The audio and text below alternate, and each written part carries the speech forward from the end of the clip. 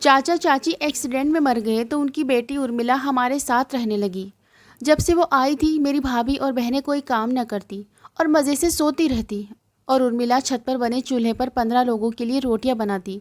उसकी हालत ख़राब हो जाती तो मैं भाभी से कहता उसके साथ हाथ बटा दिया करे, तो वो कहती उर्मिला हमें कोई काम नहीं करने देती। इतना सुनकर उर्मिला आंखों में आंसू लिए बोली, मैं खुद इन्हें काम नहीं करने देती। एक दिन उसकी तबीयत ख़राब थी तो मैंने सोचा उर्मिला का हाथ बटा दूँ। तो जैसे मैं छत पर गया तो सामने का मंजर देखकर मेरे होश उड़ गए, क्योंकि हमारे चाचा चाची गांव में रहते थे। माँ से मिलने शहर बस में आ रहे थे कि उनकी बस पलट गई। बस के मुसाफिर अपनी जान से हाथ धो बैठे। मेरे चाचा चाची भी इस हादसे का शिकार हो गए थे। चाचा चाची की बस एक ही बेटी थी उर्मिला। मेरी माँ और पापा गांव गए थे उनका क्रियाक्रम करने के लिए, लेकिन जब वापस आए तो उनके साथ उर्मिला भी थी। वो मुझसे शायद 1 साल ही बड़ी होगी। वो 18 साल की थी और मैं 17 साल का था। उसने हाथों में अपना छोटा सा बैग पकड़ा हुआ था और सिसकियों से रोए जा रही थी। बार बार मेरी माँ के गले लगकर कहती थी कि बड़ी माँ मुझे माँ पापा क्यों अकेला छोड़कर चले गए। मेरी माँ उसे तसल्ली देने लगी। मेरी भाभी ने ही उसे खाना और पानी ज़बरदस्ती खिलाया था। वो तो गम से इस कदर निढाल थी कि कुछ खा पी भी नहीं रही थी। उसे देखकर मुझे बहुत दुख हो रहा था, लेकिन मैं बस कुछ हमदर्दी के शब्द ही बोल पाया था। मेरे 2 भाई थे जो शादीशुदा थे, 2 बहनें भी थी। एक की शादी हो चुकी थी और एक अभी कुंवारी थी। माँ उसके लिए रिश्ते देख रही थी। मैं सबसे छोटा था। कुछ दिन तो उर्मिला को तब सब तसल्ली देते रहे, फिर उसे भाभी कहने लगी कि इस तरह तो तुम हर समय परेशान रहोगी, तुम्हें अपने आप को घर के कामों में व्यस्त कर लेना चाहिए। वो कहने लगी, मैं गांव में पढ़ती थी, हमारे गांव में कॉलेज भी थे, लेकिन किसी ने भी उसकी इस बात की तरफ ध्यान नहीं दिया। भाभी कहने लगी कि पढ़कर तुमने क्या करना है, घर के काम काज ही तो करने हैं। मेरी माँ कहने लगी कि मेरी दोनों बेटियां 10वीं तक की पढ़ी हैं। एक की तो मैंने शादी कर दी, अब दूसरी का भी रिश्ता देख रही हूँ। हमारे यहाँ ज़्यादा पढ़ाई को अहमियत नहीं दी जाती। लड़की को तो बस घर के कामकाज ही करने चाहिए। उर्मिला चुप हो गई थी, लेकिन उसे देखकर मुझे ये महसूस हुआ जैसे उसे पढ़ाई करने का बहुत शौक था। बहरहाल मैंने अपनी माँ से कहा कि आप इसे पढ़ने दें, अगर चाचा चाची जिंदा होते तो ज़रूर इसे शिक्षा दिलवाते। मेरी माँ मुझे डांटने लगी कि तुम्हें इससे ज़्यादा हमदर्दी करने की ज़रूरत नहीं है। अरे लड़कियों को पढ़ लिख कर कौन सी नौकरी करनी होती है, कितना भी पढ़े घर के काम ही करने होते हैं। तुम्हें अभी इन बातों का नहीं पता। मैं अपनी माँ की बात सुनकर चुप सा हो गया। धीरे धीरे घर के सारे काम उर्मिला करने लगी। मेरी भाभी उस पर रोब जमाने लगी, कहती उर्मिला आटा अच्छे से गूंदना।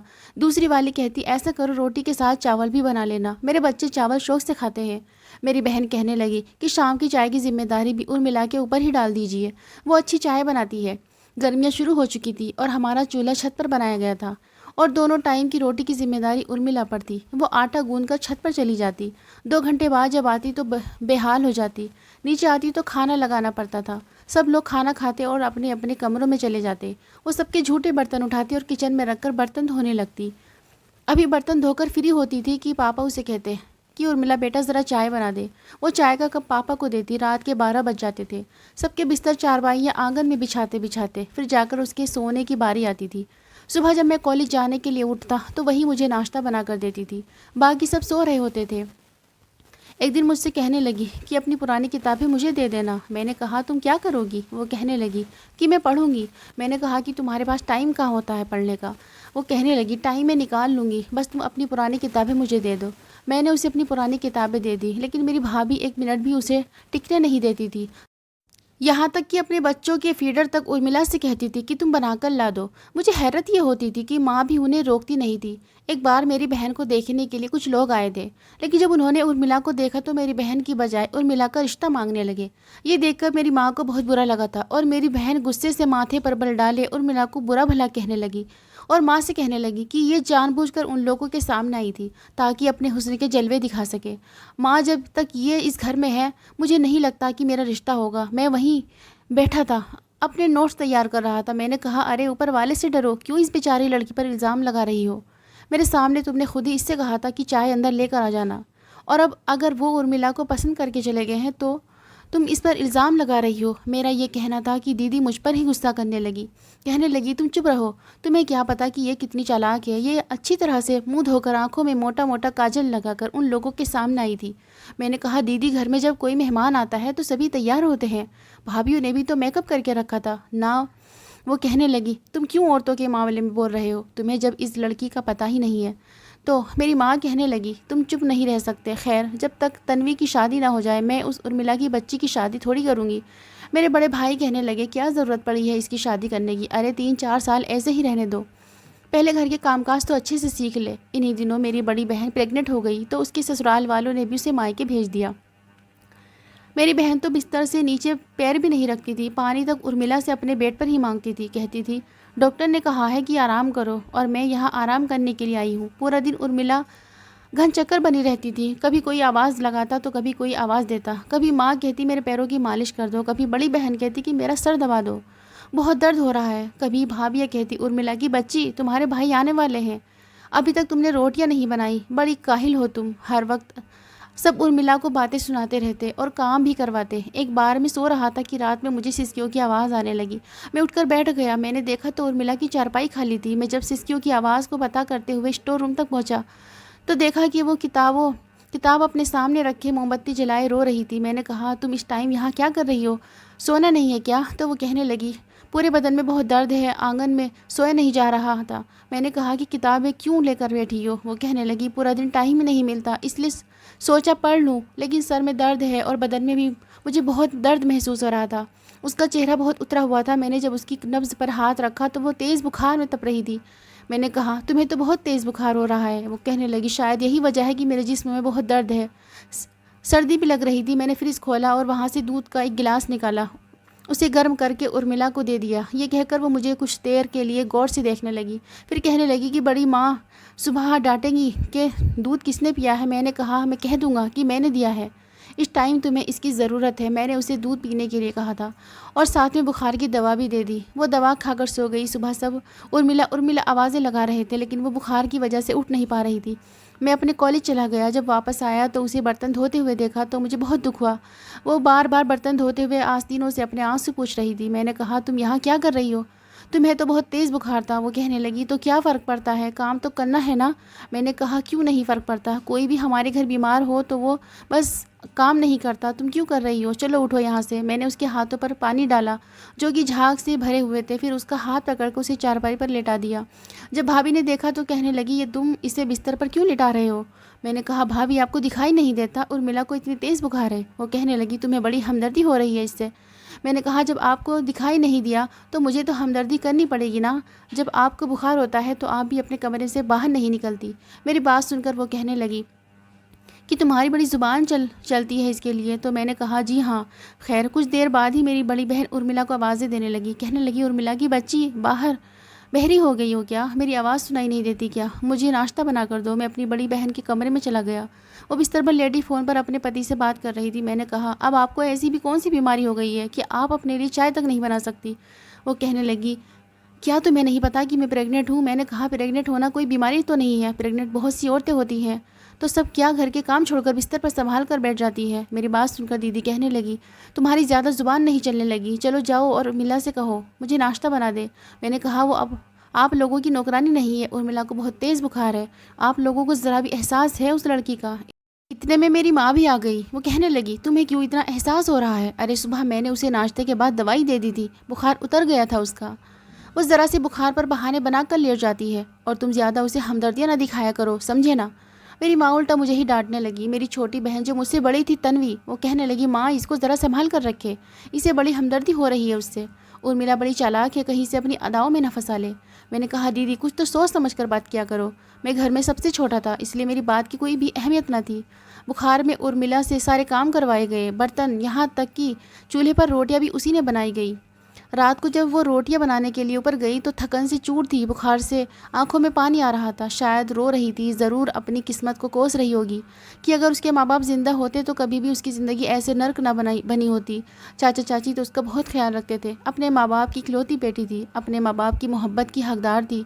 मुझे याद आने लगा कि चाचा चाची और मिला के कितने नखरे उठाते थे। एक गहरी ठंडी आह भरकर मैंने सोचा कि मुझे ही छत पर जाकर उसकी मदद करनी चाहिए। किसी और को तो उस पर ज़रा भी तरस नहीं आता, लेकिन जैसे ही मैं ऊपर गया तो सामने का मंजर देखकर मेरे होश उड़कर रह गए थे, क्योंकि वो चूल्हे के पास बेहोश पड़ी थी। ये देखकर मैं भागता हुआ उसके पास पहुंचा था। देखा तो तवे पर रोटी जल चुकी थी। मैं उर्मिला उर्मिला कहकर उसे उठाने लगा, लेकिन वो अपने होश हवास में नहीं थी। मैं छत से नीचे झाँक कर माँ को पुकारने लगा, अपनी भाभी को पुकारने लगा। सभी छत पर आ गए। उर्मिला को बेहोश देखकर परेशान हो गए। कोई पानी की छींटे उसके मुंह पर मार रहा था तो कोई कुछ कह रहा था, लेकिन उसे होश नहीं आ रहा था।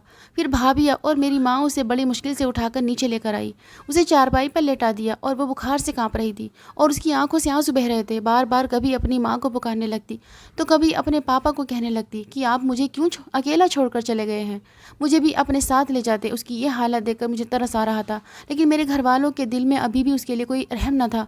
माँ ने सुबह होते ही उससे कहा कि तैयार हो जाओ, मैं तुम्हें डॉक्टर के पास ले जाती हूँ। माँ उसे डॉक्टर के पास ले गई। कुछ दिन डॉक्टर की दवा खाने से वो ठीक हो गई, लेकिन फिर सारे के सारे काम उसके सर पर थे। वक्त ऐसे ही गुजरने लगा। छोटी बहन के लिए जो भी रिश्ता आता वो उर्मिला को देखते ही उर्मिला के लिए रिश्ता मांगने लगते।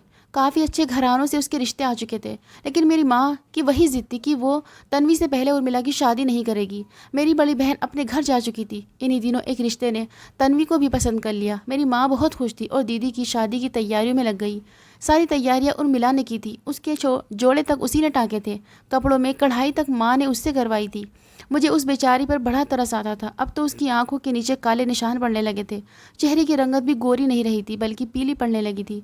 पता नहीं कब तक उसके साथ ये जुल्म होना था। मैं सब कुछ ना चाहते हुए भी बर्दाश्त कर रहा था। मुझे ये पता ही नहीं लगा कि कब मेरे दिल में उर्मिला के लिए एक अलग सी फीलिंग सी आने लगी। मुझे वो अच्छी लगने लगी। मेरे दिल में उसके लिए हमदर्दी कब प्यार में बदल गई मुझे पता ही नहीं चला। हालांकि वो मुझसे 1 साल बड़ी थी, लेकिन मैं उससे प्यार करने लगा था। मुझे बस इस बात का इंतज़ार था कि मैं पढ़ाई पूरी करके अपनी नौकरी कर लूँ, तो पापा से कहूँगा कि वो मेरी शादी उर्मिला से करवा दे। जैसे ही मेरी पढ़ाई का सिलसिला ख़त्म हुआ, मेरी नौकरी भी लग गई। हमारे शहर से बस कुछ ही दूरी पर ही ऑफिस था, इसलिए मैं सुबह जल्दी उठकर जाता था और शाम को ऑफिस बंद होने के बाद ही रात तक वापस घर लौट आता था।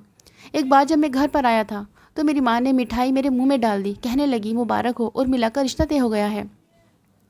ये सुनना था कि मुझे वो मिठाई जहर लगने लगी। ऐसा लगने लगा जैसे किसी ने मेरे हलक कड़वा कर दिया हो। मैं हैरत से अपनी माँ को देखने लगा, लेकिन चुप हो गया कि उसका रिश्ता तय हो चुका है। हैरत मुझे उस वक्त हुई जब मुझे ये पता चला कि मेरी माँ ने जहाँ उसका रिश्ता तय किया है वो 55 साल का बुढ़ा है। उसकी पत्नी मर चुकी है, बच्चे जवान शादीशुदा थे और उसे संभालने वाला कोई नहीं था। इसलिए मेरी माँ ने उर्मिला का रिश्ता उसके साथ तय कर दिया। उस रात वो स्टोर रूम में रो रही थी। मैं भी बहुत परेशान था। जब मैं स्टोर रूम गया तो वो मुझे देखकर और भी ज़्यादा रोने लगी। कहने लगी, साहिल, मैं यहाँ शादी नहीं करना चाहती। मैंने कहा कि तुम रो मत, मैं तुम्हारे लिए कुछ ना कुछ ज़रूर करूँगा। मैं सुबह माँ से बात करूँगा। वो कहने लगी कि किसी तरह से भी मेरी ये शादी रुकवा दो, मुझे यहाँ शादी नहीं करनी। सुबह जब ये बात मैंने अपनी माँ से कही तो वो मुझे डांटने लगी। कहने लगी, तुम घरेलू मामलों से दूर रहो। मैंने कहा कि ऐसे कौन सी बुराई और कमी है उर्मिला में कि आपने उसका रिश्ता एक बुढ़े से करा दिया है। वो कहने लगी कि अनाथ लड़कियों के ऐसे ही रिश्ते होते हैं। अरे शुक्र करो कि उस बुढ़े ने कोई एतराज़ नहीं किया, ज़्यादा सवाल जवाब नहीं पूछे, और फिर उस बुढ़े को दहेज भी नहीं चाहिए। हम भला उसे इतना दहेज कहाँ से दे सकते हैं। मैंने कहा, क्यों? जब आप दीदी को और तन्वी दीदी को पूरा दहेज के साथ ब्याह सकती है तो उर्मिला को क्यों नहीं? मेरी माँ कहने लगी, तुम्हें क्यों उस लड़की से इतनी हमदर्दी होती है कि तुम अपनी बहन के साथ उसका मिलाप कर रहे हो? अरे तुम्हारी बहनों के माँ बाप जिंदा हैं, इसलिए उन्हें दहेज दिया गया है। उनकी शादी धूमधाम से की गई है, लेकिन उर्मिला के माँ बाप जिंदा थोड़ी हैं। मैंने कहा, उर्मिला के हिस्से में आई हुई ज़मीन किसके पास है? मेरे सवाल पर मेरी माँ ने मेरी शक्ल देखी। मैंने कहा, ज़रूर पापा के और आपके पास ही होगी। आप वो बेचकर उसका रिश्ता अच्छी जगह भी कर सकते हैं और उन पैसों से उसका दहेज भी खरीदा जा सकता है। मेरी माँ कहने लगी कि वो सब बेचकर हमने पैसे अपने पास रख लिए हैं। कितने सालों से वो हमारे घर में खा रही है, पी रही है, रह रही है, सुकून की ज़िंदगी गुजार रही है, तो क्या इसमें खर्च नहीं हो रहा? ये सुनकर मुझे अपनी माँ की सोच पर अफसोस होने लगा। मैंने कहा, माँ, जो 2 रोटियाँ वो इस घर में इतनी मेहनत के बाद खाती रही है, वो भी आप उसको उसके बाप की कमाई से खिलाती रही हैं। कितने अफसोस की बात है। मैंने कहा, अगर आपको उर्मिला को दहेज देने की इतनी परेशानी है तो ऐसा करें कि मेरी शादी उर्मिला से कर दें, आपको दहेज भी नहीं देना पड़ेगा। ये सुनना था कि मेरी माँ मुझे डांटने लगी। कहने लगी, मैं क्यों तुम्हारी शादी किसी अनाथ लड़की से करने लगी? मैंने कहा, अगर आप सीधी तरह से नहीं करेंगे तो फिर मैं ज़बरदस्ती जाकर उससे शादी कर लूँगा, क्योंकि वो भी बालिग है और मैं भी बालिग हूँ। ये बात मैंने अपने पापा से भी कह दी। मेरे पापा को इस बात पर कोई एतराज़ नहीं था। भाभीियों ने भी मेरी माँ को राज़ी कर लिया कि अच्छा है, उर्मिला सारी ज़िंदगी हमारी नौकरी करेगी। लेकिन वो नहीं जानते थे कि मेरा क्या इरादा है। मेरे पापा ने जब मेरा रिश्ता उर्मिला से तय किया तो वो हैरत से मुझे देख रही थी। अब मुझसे बात नहीं करती थी, बल्कि मुझे देखते ही स्टोर रूम में चली जाती थी। 1 महीने बाद मेरे पापा ने मेरी शादी उससे कर दी। इन दिनों मुझे एक और बड़ी कंपनी में नौकरी मिल गई थी। शादी की रात उर्मिला बड़ी नर्वस थी। बस ये कहने लगी, तुमने मुझसे शादी क्यों की? मैं तो तुमसे 1 साल बड़ी थी। मैंने कहा तो क्या हुआ, हमारी शादी तो हो सकती थी।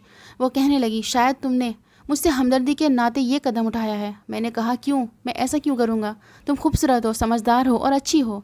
मैं खुद को खुशनसीब समझता हूँ कि पापा ने मेरी बात रख ली। वो कहने लगी अगर बड़े पापा ना मानते तो तुम क्या करते? मैंने कहा उन्हें और ज़्यादा मनाने की कोशिश करता, और अगर फिर भी ना मानते तो मैं तुम्हारा हाथ पकड़कर तुम्हें कोर्ट ले जाता और तुमसे शादी कर लेता। फिर सबको मानना ही पड़ता। मेरी बात सुनकर वो पहली बार हंसी थी। मैंने पहली बार उसके चेहरे पर मुस्कुराहट देखी थी। वो कहने लगी क्या सच में तुम मुझसे इतनी मोहब्बत करते हो? मैंने कहा बहुत मोहब्बत करता हूँ और करता रहूँगा। वो कहने लगी लेकिन मेरी ज़िंदगी तो वैसी रह जाएगी। जानते हो भाभी क्या कह रही थी? वो कह रही थी कि अब तो उर्मिला हमारे घर में ही रहेगी, सारी ज़िंदगी हमारी देखभाल करेगी और साहिल शहर में नौकरी करेगा। मैंने कहा जो कहता है वो उन्हें कहने दो। मैं जो सोच चुका हूँ मैं वो करूँगा। शादी के बाद महीने तक तो मैंने कुछ नहीं कहा। शादी के बाद उर्मिला के बस 2 दिन ही नखरे उठाए थे। 1 महीने बाद मैंने अपने पापा से कहा कि शहर में जहाँ मेरी नौकरी लगी है वहाँ से रोज़ यहाँ आना मेरे लिए मुश्किल है। मेरी माँ कहने लगी हाँ तो कोई बात नहीं, तुम हफ्ते में 1 बार चक्कर लगा लिया करना। मैंने कहा नहीं माँ, हफ्ते में 1 बार आना भी मुश्किल है, मैं बस महीने में 1-2 चक्कर ही लगा सकता हूँ। मेरी माँ कहने लगी चलो ठीक है, जाहिर है तुम्हें नौकरी तो करनी है। मैंने कहा मैं अपने साथ अपनी पत्नी को भी लेकर जाना चाहता हूँ। इस बात पर मेरी माँ को क्या पूरे घर वालों को एतराज़ होने लगा, लेकिन मैंने किसी का भी एतराज़ नहीं सुना था। मैं ज़बरदस्ती उर्मिला को अपने साथ शहर ले गया। वो बहुत खुश थी। हमारा छोटा सा घर था जिसे उर्मिला ने बड़े सलीके से सजाया था। मुझसे कहती थी कि साहिल तुमने मेरी ज़िंदगी को जन्नत बना दिया है, लेकिन सच तो ये था कि जन्नत तो उसने मेरी ज़िंदगी को बना दिया था। वो मेरा बहुत ख्याल रखती थी, मुझसे बहुत प्यार करती थी। मेरे ख्याल से मर्द को अपनी पत्नी के लिए ऐसा कदम तो उठा लेना चाहिए, इसमें कोई हर्ज की बात नहीं होती। दोस्तों इस कहानी को लेकर आपकी क्या राय है कमेंट बॉक्स में ज़रूर बताइए। अगर आपको हमारी आज की कहानी पसंद आई है तो इसे लाइक करें और अपने दोस्तों के साथ शेयर करें, और हाँ चैनल पर नए हैं तो प्लीज़ चैनल को ज़रूर सब्सक्राइब करें।